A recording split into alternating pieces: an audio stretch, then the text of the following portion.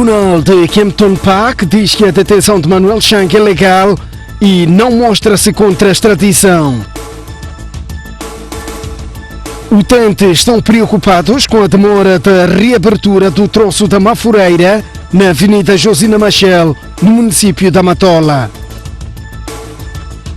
Ministério da Educação e Desenvolvimento Humano prorrogou a data para o fim das matrículas da primeira classe para o dia 15 deste mês.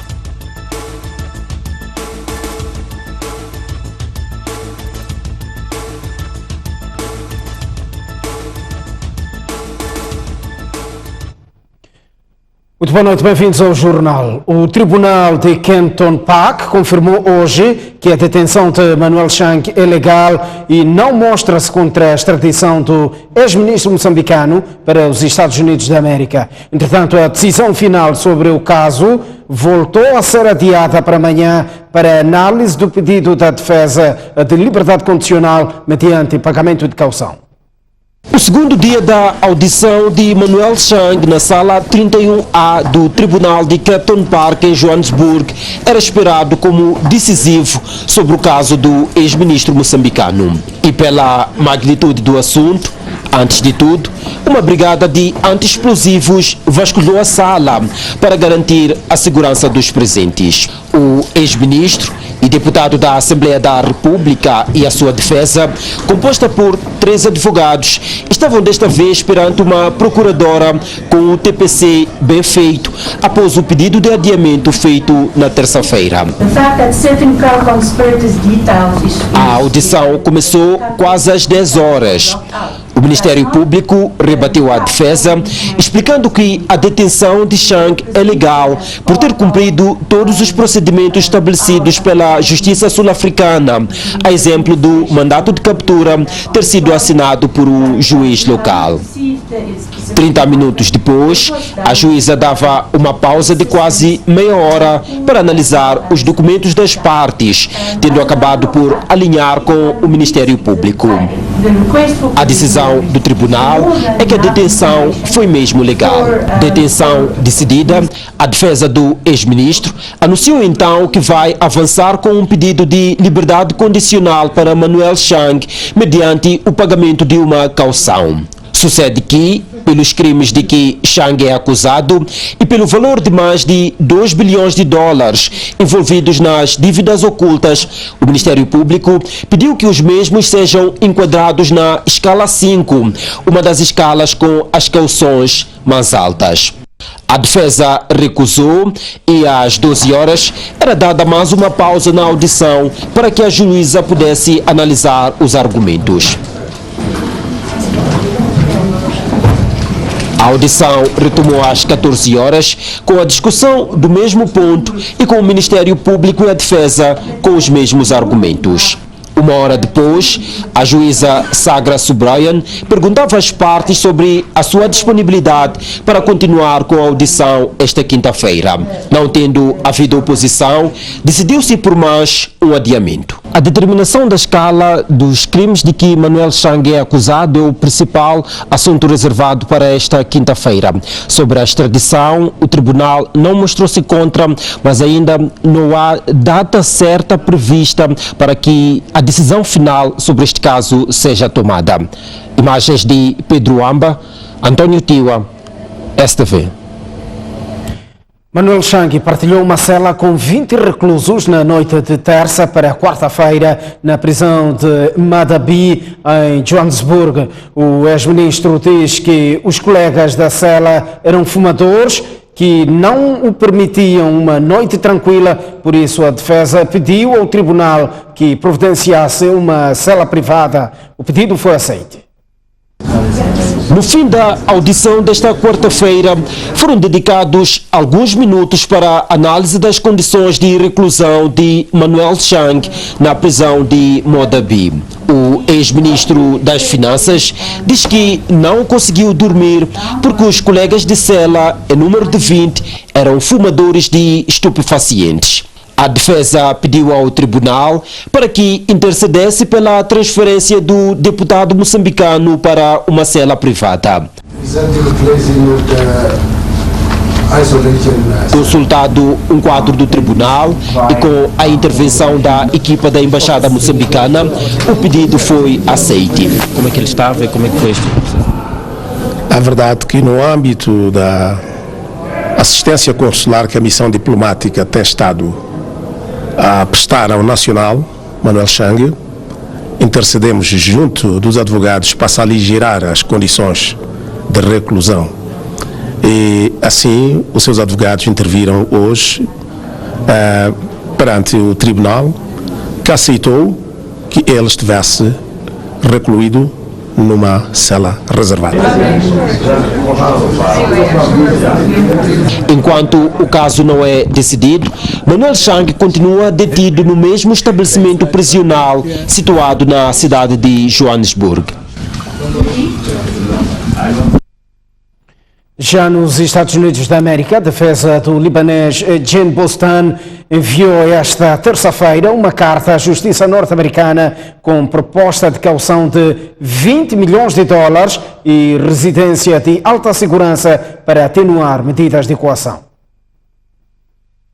Tido como principal negociador das dívidas ilegais, no valor de mais de 2 bilhões de dólares, o libanês Jean Bostani está detido nos Estados Unidos, para onde foi extraditado um dia depois de ter sido capturado na República Dominicana. A defesa não poupa esforços para ver o seu constituinte fora da cadeia e esta terça-feira escreveu uma carta ao juiz da causa, William Kuntz, na qual propõe novas condições para a libertação de Jean Bostani, entre as quais o avanço de $1 milhão em dinheiro para garantir de um total de 20 milhões de dólares e uma residência com fortes medidas de segurança para prisão domiciliária. O documento inclui um pedido de nova audiência, o mais breve possível, e afirma a prontidão de Jean Bostani em mudar-se para a residência proposta, escreve o observador citando a agência Lusa.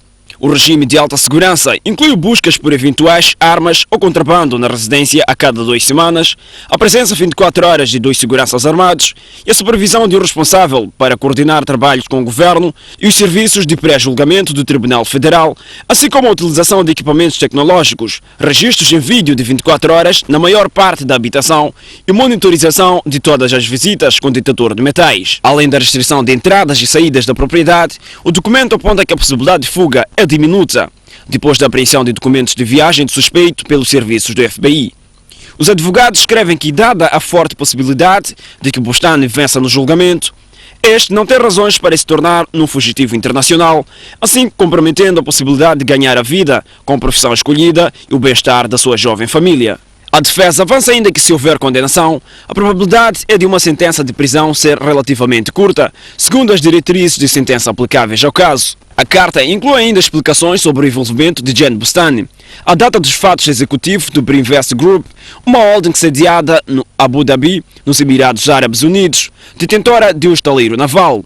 Segundo a acusação, foi a Privinvest que fez os pagamentos de subornos a Manuel Chang e outros moçambicanos envolvidos no esquema fraudulento. Vamos olhar para outras notícias. O Ministério da Educação e Desenvolvimento Humano decidiu prorrogar a data para o fim das matrículas da primeira classe para o dia 15 deste mês. A decisão é tomada pelo facto de ainda não terem sido atingidas as metas. De 1 de outubro a 31 de dezembro de 2018, o setor da educação não conseguiu atingir o objetivo de matricular 1,5 milhão de novos alunos da primeira classe para frequentar o ano letivo de 2019. Para alcançar a previsão, ainda falta inscrever mais de 300 mil alunos e o Ministério espera concluir o trabalho até o próximo dia 15. Apesar do período de matrícula ter expirado, nós, a nível do setor, em coordenação com as direções provinciais e as escolas, estamos a prorrogar, portanto, as inscrições, por forma que cada escola complete, de facto, aquilo que é o universo requerido em termos de alunos nessa mesma escola. Províncias de Maputo, Gaza, Inhambane e Nampula são as que menos alunos registaram e em muitas delas só se atingiu metade do previsto. Tem sido recorrente. Nós cumprimos com as metas sempre, mas depois do período estipulado em relação às matrículas. E neste caso nós acreditamos que até dia 15 todas as crianças estejam de facto matriculados, crianças, jovens e adultos. Neste caso também temos a alfabetização e educação de adultos. Lembre-se que as aulas do ensino primário e secundário geral arrancam no dia 1 de fevereiro próximo. O Serviço Nacional de Investigação Criminal na Zambésia esclareceu e remeteu ao Ministério Público no ano passado um total de 1.787 processos criminais, o correspondente a 82,3% de esclarecimento. De acordo com o diretor do Cernic na Zambésia, Armindo Bechani, em 2018 foram tramitados 2.170 processos crimes, dos quais 549 de querela, 620 de polícia correcional e 1.001 sumários, tendo sido remetidos ao Ministério Público 1.787 processos, correspondente a 82,3%. Só em termos de esclarecimentos de caso, nós tivemos 82,3% de esclarecimento, o correspondente 1.787, se a memória não me atrasou, de prestação. Então, os quadros, confio e continuo a depositar a confiança nesses quadros, são profissionais que pode-se confiar. Este fenômeno da corrupção na nossa instituição pode existir casos isolados, mas que ainda não chegou ao nosso ouvido. E para reforçar trabalhos operativos do Cernic na Zambésia, o secretário permanente da província procedeu à entrega de 3 viaturas e 5 motorizadas. Hoje temos aqui meios para o vosso trabalho. Temos consciência que ainda não são suficientes, mas já é um bom começo. Para uma instituição que está a funcionar há 2 anos nesta nova dimensão, pensamos que é um passo muito bom do esforço da instituição para que possa prover condições de trabalho para vocês. E nós, como governo, só temos de saudar. Com os meios ora alocados, o Cernic promete fazer cerco a casos criminais para possível esclarecimento. Utentes do troço de Mafureira, na Avenida Josina Machel, citada Matola, estão preocupados com a demora na reabertura do mesmo. Este facto obriga-os a usar vias alternativas que são difíceis de transitar e degradam suas viaturas.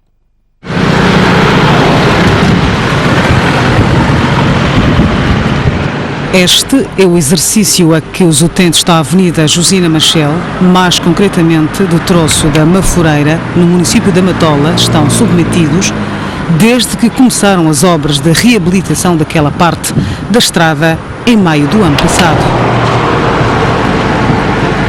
Trata-se de um troço curto, mas importante porque facilita o acesso à cidade de Maputo a mais de 5 bairros da Matola. Para facilitar a mobilidade das viaturas durante a sua reabilitação, foram criadas vias alternativas que, com a época chuvosa, ficaram quase que intransitáveis. Por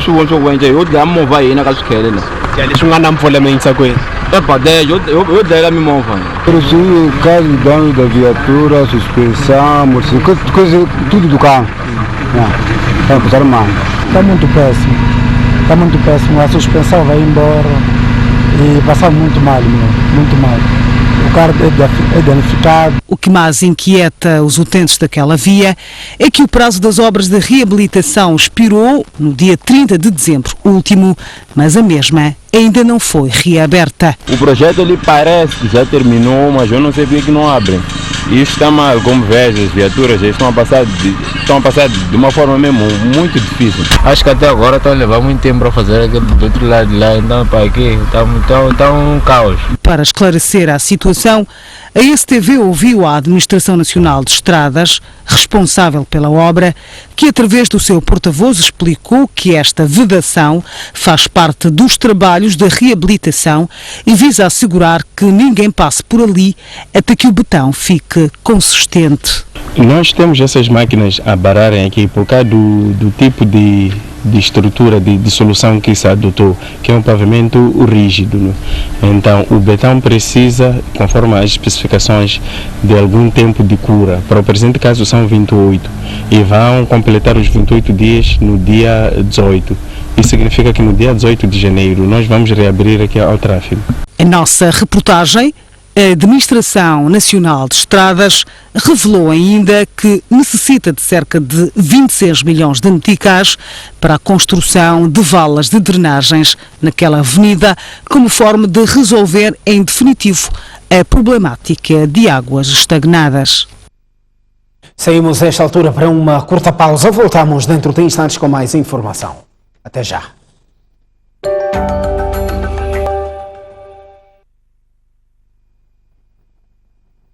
Bem-vindos de volta ao jornal. Cerca de 300 mil moçambicanos em situação de extrema pobreza vão receber ajuda humanitária este mês. A maioria dos beneficiários reside em zonas semiáridas de Gaza e Tete. As Nações Unidas estimam que cerca de metade dos 28 milhões de moçambicanos vive abaixo da linha de pobreza, embora nos últimos anos se observe uma aceleração no ritmo da redução deste indicador no país. Nas zonas semiáridas de Gaza e Tete, afetadas pela queda irregular das chuvas, a situação é mais grave, pois muitas famílias esgotaram suas reservas alimentares e encontram-se desprovidas de fontes de rendimento. Face a este cenário, a Rede Mundial de Sistemas de Aviso Prévio, FEUSNET, que fez um levantamento das condições de segurança alimentar em Moçambique para até março de 2019, indicam que pelo menos 300 mil pessoas destas regiões deverão receber assistência humanitária de emergência neste mês de janeiro. Já no mês seguinte, a intervenção será alargada para outras 380 mil pessoas, a mesma quantidade esperada para o mês de março. Em fevereiro, a FEUSNET prevê que a maioria das famílias pobres nas zonas afetadas pela seca no início deste ano continua a ter níveis de renda abaixo da média e poder de compra limitado, particularmente no sul e no centro do país. Os preços dos alimentos poderão continuar acima da média e as famílias continuarão a empregar estratégias de sobrevivência e a depender de compras no mercado para a sua alimentação. No plano internacional, está confirmado, Andry Rajoelina é o novo presidente de Madagascar. O Tribunal Supremo Constitucional rejeitou todas as reclamações de Marc Ravalomanana. Não restam mais dúvidas. Andry Rajoelina é o vencedor das eleições presidenciais, cujos resultados foram contestados por um dos candidatos da oposição, Marc Ravalomanana. Depois de Ravalomanana ter submetido uma petição pedindo a anulação dos resultados, o Tribunal Supremo Constitucional decidiu esta terça-feira validar as eleições, confirmando a vitória presidencial de Rajoelina, que obteve 55,66% dos votos. Andry Rajoelina, de 44 anos, dedicou a vitória a todo o povo de Madagascar, tendo pedido uma transição pacífica do poder. Em 2009, Rajoelina foi responsável pelo golpe de Estado contra o seu opositor, Marc Ravalomanana. Para estas eleições, os observadores da União Europeia garantiram que todo o processo havia sido transparente. Madagascar é um dos países mais pobres de África, com cerca de 80% da população vivendo com menos de $2 por dia. Apoiantes do líder da oposição dizem que mantiveram um encontro com Joseph Kabila para uma transição pacífica na República Democrática do Congo. Outro líder da oposição, Martin Fayulu, fala de conspiração do poder. Enquanto se esperam os demorados resultados das eleições de 30 de dezembro, decorrem mal-entendidos entre os candidatos presidenciais. Os apoiantes de um dos líderes da oposição, Félix Tshisekedi, afirmam ter mantido o encontro com a delegação do presidente Joseph Kabila. Félix Tshisekedi chegou a afirmar numa entrevista que em breve o seu partido poderá pagar um tributo a Kabila por permitir uma transição pacífica do poder. Entretanto, a delegação de Kabila nega que tenha havido qualquer encontro com a oposição e reitera a vitória do seu candidato, Emmanuel Shadari. Martin Fayulu, outro principal líder da oposição, desconfia que Tshisekedi e Kabila queiram negociar os resultados eleitorais caso o candidato da coligação no poder não vença as eleições, tendo avisado que nenhum acordo eleitoral seria válido. Espera-se que os resultados eleitorais sejam divulgados no dia 15 de janeiro. O governo de Jair Bolsonaro confirmou ontem a saída do Brasil do Pacto Global para a Migração Segura, que foi proposto pelas Nações Unidas. Entretanto, as autoridades brasileiras garantem que vão continuar a receber migrantes venezuelanos. Dito e feito, em pouco tempo o Brasil deixou de ser signatário do Pacto Global para a Migração Segura e Regular, proposto em dezembro último pela Organização das Nações Unidas e ratificado por 164 Estados-membros. A decisão foi tomada pelo governo de Jair Bolsonaro, líder da extrema-direita, que tomou posse no dia 1 de janeiro. A promessa de desvincular-se do acordo já havia sido feita a quando do governo de Michel Temer, ex-presidente que havia aceito os termos do Pacto Global. O governo de Bolsonaro justifica a sua decisão argumentando que a questão da migração deve ser resolvida pelos Estados individualmente. As autoridades do Brasil dizem que vão continuar a receber migrantes venezuelanos, embora tenham de priorizar a restauração da democracia. Estamos à porta de mais um intervalo, mas antes do estado para as principais cidades moçambicanas. Atenção ao dia quente. Maputo poderá ser das cidades mais quentes, com 36 graus de máxima e 25 de mínima. 33 de máxima para Xai-Xai e 25 de mínima. 33 também de máxima em Inhambane e 26 de mínima. Em Tete, centro do país, teremos 36 graus de máxima e 24 de mínima, 31 graus de máxima para Chimoio e 20 de mínima, Beira 34 de máxima e 26 de mínima, 34 também de máxima em Quilimane e 26 de mínima. No norte do país, a cidade de Lixinga terá uma máxima de 27 graus e uma mínima de 17, 32 de máxima para Pemba e 26 de mínima, 32 também de máxima para Nampula e 23 de mínima. Até já! Muito boa noite uma vez mais, estamos de volta ao jornal e vamos olhar para o desporto.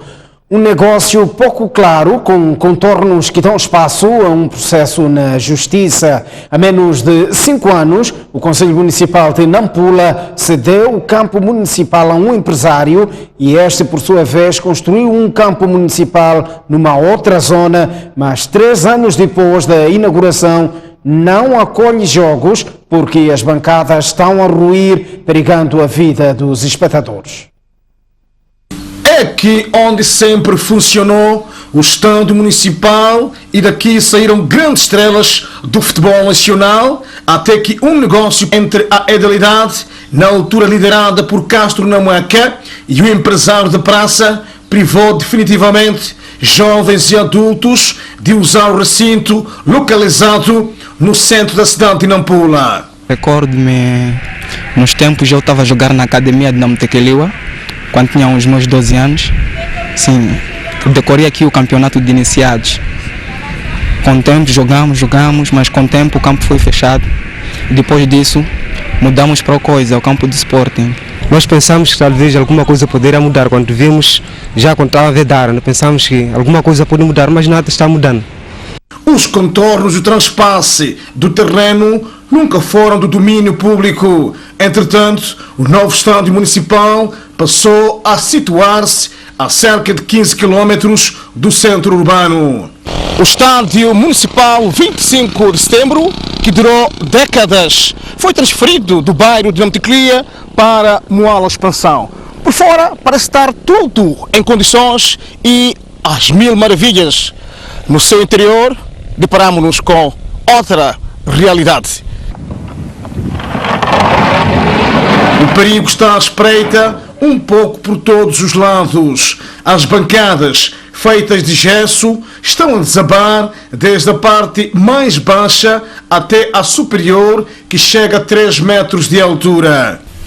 É perigoso celebrar um golo ou festejar uma vitória, porque as bancadas podem desabar a qualquer altura, como esta situação nos mostra. Mas este certamente que não é o único perigo aqui no estádio municipal de Moala Expansão. Depois da sua inauguração, os corrimãos não oferecem nenhuma segurança. A estrutura metálica que suporta as bancadas também não escapa aos desgastes, aumentando ainda mais o risco. A obra foi inaugurada em agosto de 2015 pelo falecido edil Mahamuda Morani, apesar de ser um dossiê que encontrou fechado. Perante os fatos, em finais do ano passado, o atual elenco afixou este documento que interdita o uso das infraestruturas, justificando o fato pelo risco que representa para os utentes. Contactamos telefonicamente o empresário envolvido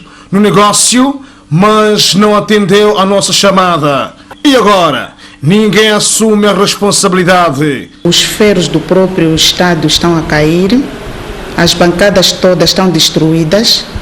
Então nós, por vermos que a situação estava a ser muito perigosa, optamos em cancelar o jogo, contactamos o empreiteiro, inclusive a própria pessoa que estava à frente do processo, mas ele não nos diz nada, não nos responde nada. Pedimos os documentos do estádio municipal, ele não nos fornece, e ele diz que entregou as utilidades que estavam na era passada e nós não conseguimos localizar nenhum documento.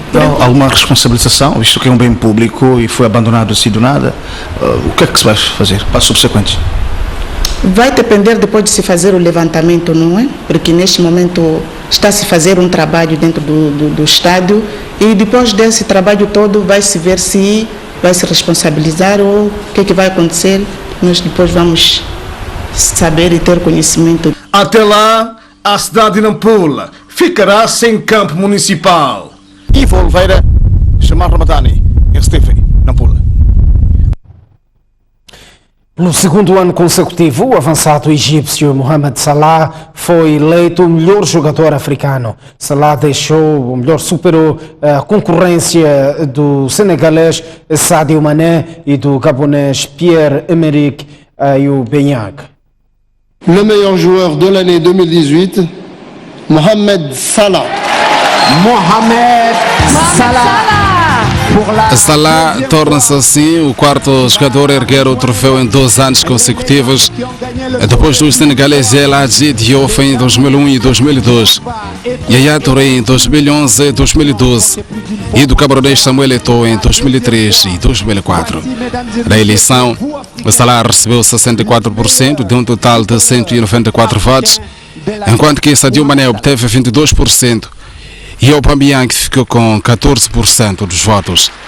O pódio é quase igual ao 2017, sendo que a única diferença é que há 2 anos Aubameyang representava os alemães do Borussia Dortmund.